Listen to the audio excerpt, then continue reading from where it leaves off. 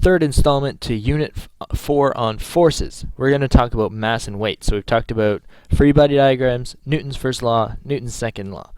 Now we're going to connect those couple of things with ideas we've talked about before about mass and weight. You've heard that those two things are different. Hopefully that's not groundbreaking information, but they are different, even though we use them interchangeably in daily life. So we've got two identical looking rocks. One is foam, you don't know, and maybe you've been dared to kick the rock. You want to kick the rock that's not going to hurt your foot, but you can't pick them up, so you don't know which one is the foam rock. All you know is how do you make sure which one is the foam rock? So that's the one that you kick. We're going to do this in class, so think on this and see what ideas we have when we get to class. Mass is something that, if you think about chemistry, is typically defined as the amount of atoms or something a material an object is made up of. If so, the number of particles in each particle has a certain number of mass, so therefore we get more mass with more particles. But that's not the best definition in terms of physics, so we can have different definitions based on how we're going to use the word. Mass, as it connects to Newton's first law, is just the measurement of the amount of inertia. More inertia, more it resists change, so you have to give it more force.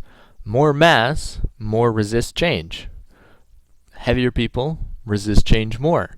They want to stay at rest. That's why they end up getting heavier too. They resist their change. So mass is just a measurement of how much you're resisting change. Now that's a change of motion, not necessarily the figurative change and change in life, because a lot of people also resist change in life. Now weight, on the other hand, is actually the force, and it's a force of gravity on an object. So mass is a measurement of how much it resists change. Weight is the force of gravity. Weight is a force, so mass is kilos, whereas this is in newtons. If there's no gravity, you have no weight, because it's the force of gravity. So if you're in a situation that you cannot feel gravity, you have no weight. You still have the same mass. So how do we calculate weight? Well, if we were to think about an object in free fall, and we draw a free body diagram for an object in free fall, and we're told no air resistance. So that means there's one force, Fg, our force of gravity, that's pulling it down to the ground. So we know it has the force of gravity, and we also know from before that things in free fall have an acceleration of 9.80 meters per second squared down. Now how does this all relate to calculating Fg? Well, F net in this particular example is the sum of all the forces. There's one force. So that means F net equals Fg in this problem, in something in free fall. Okay, well, that's great, but it doesn't tell us anything. We want to be able to calculate Fg. Well, F net, according to Newton's second law, also is m times a, which is Fg. In free fall, acceleration has a particular value, which we know, which is acceleration is 9.8, which we give a different symbol as mg. And so we get this.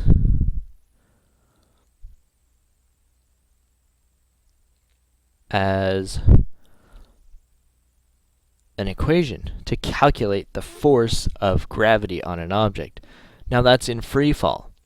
But in reality, that's actually the force that's always acting on an object caused by gravity. So that's always Fg.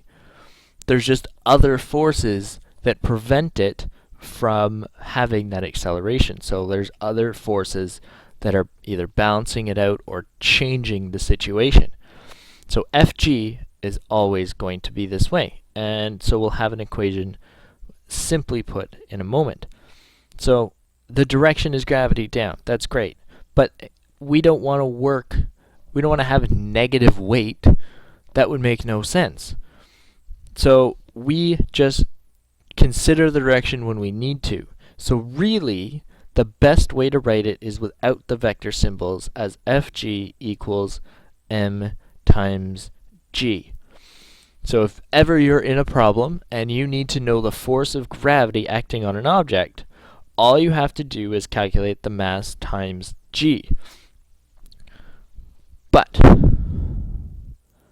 g is on the surface of the Earth. If you're not on the Earth, then you have a different value of g.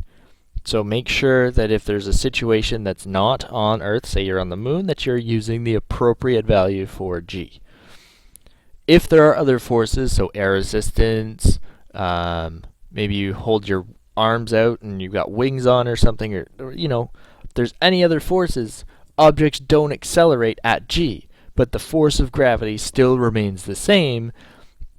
Just the net force is different, and so it wouldn't be in free fall.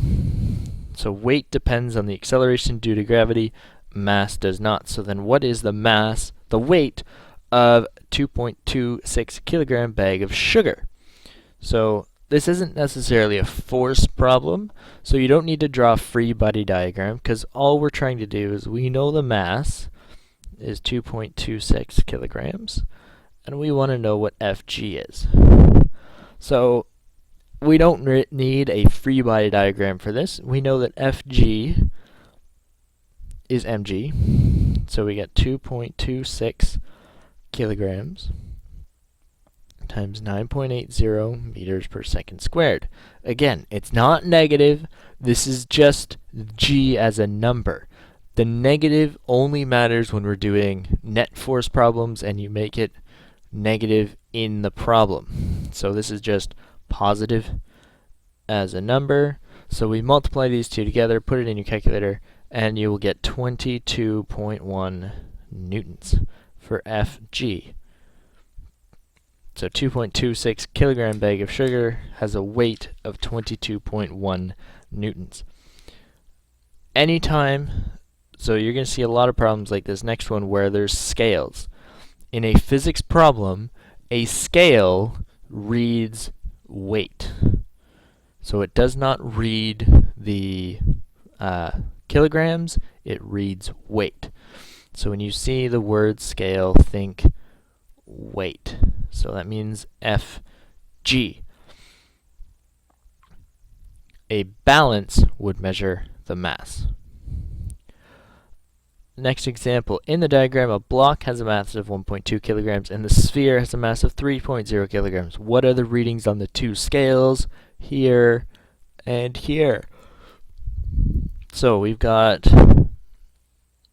mass of the sphere 3.0 kilograms, mass of the block 1.2 kilograms. And we want F on scale 1 and F on scale 2. We'll just say that this is scale 1, scale 2, just so we're sure. Just so we know which one we're dealing with. Force problem, free body diagram. So we have to do a free body diagram, one for the sphere and one for the block. So there's always one free body diagram for each object. So forces acting on, so we've got sphere, it's got an Fg, and I'll say S, so we know that it's Fg of the sphere, pulling it down. And imagine if you were holding that, you would feel it pull you down, but you're applying a force pulling it up. Just so in the same thing, the spring applies the force going up, the spring scale. So we've got F scale 2, pulling it back up. And then we've got the other one, block. We've got Fg of the block, because it's a mass, so it is being pulled down.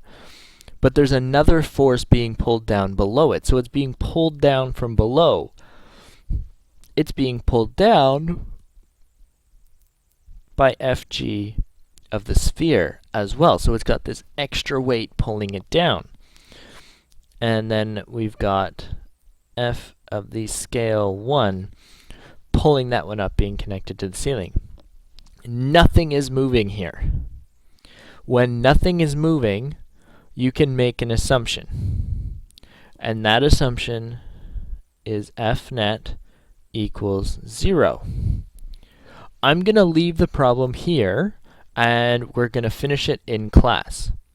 So see what you can do to come up with it, and we'll see, and we'll take it up in class. Let's take a look at the next example. Alright, so here's our example. We're in an elevator standing on a scale. We're 75.0 kilograms, and the elevator starts accelerating upward 2.00 meters per second squared, and it does that for 2 seconds. Is the scale reading during the acceleration greater than, equal to, or less than the scale? Well, the funny thing is, scales don't actually always tell us our weight. Sometimes it can change depending on our situation. And let's see how. Now, let's draw a free body diagram. Always. Forces questions, free body diagram. Always.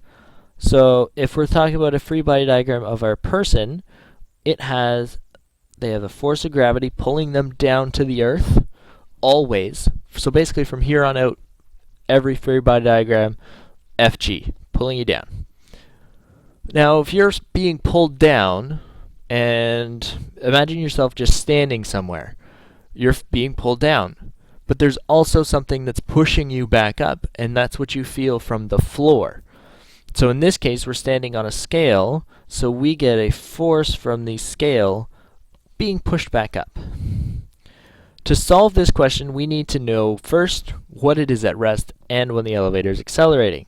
So we need to do it in two things. So we need to do a problem at rest and a problem accelerating. I'm going to set it up. You're going to finish it. We'll take it up in class. We'll go through it in detail. We might even actually go up our elevator standing on a scale. So at rest, the big idea to solve this one is F net is equal to something. At rest, no acceleration, F net is 0. So figure out how you can use that to solve for the scale in that situation. And then F net, when it is accelerating, is not 0, but ma. So that will change it just a little bit, and we'll talk about how that change affects it in class. And as always, physics happens to be phenomenal.